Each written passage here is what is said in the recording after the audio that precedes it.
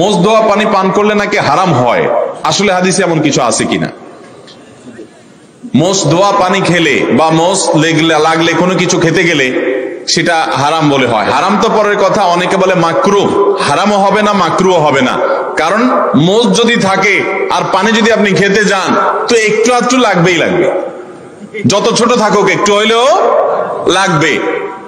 এখন যদি বলেন যে না আমি লাগাবো না, তাহলে মোজ বড় রাখতে হবে অনেক, এবং সে মোজ কিছু একটা দিয়ে চিমটি দিয়ে ধরে উঠায় ধরে তারপর খাইতে হবে। এছাড়া তো আমি কোনো উপায় দেখি না। কারণ যদি ছোট ছোট মোজ হয়, পানি খাবেন আর লাগবে না, তাহলে ঠোঁট ধরে উঠে রাখতে হবে। তাহলে বোঝা গেল এটা ভুয়া, ভিত্তিহীন কথা। মোজ যদি লেগে যায় ইচ্ছাকৃত তো মোজ ধোয়া পানি, মোজ ধোয়া খানা, মোজ লাগলে সেটা খাবেন না আপনি। কারণ হলো সেটা তো আর পরিষ্কার করে হওয়ার সময় জীবাণু থাকতে পারে, ধুলাবালি থাকতে পারে। ইচ্ছাকৃত এটা করেও না কেউ, কিন্তু অনিচ্ছাকৃত যেটুকু লেগে যায় এটার কারণে হারাম তো দূরের কথা মাকরুহ হবে না।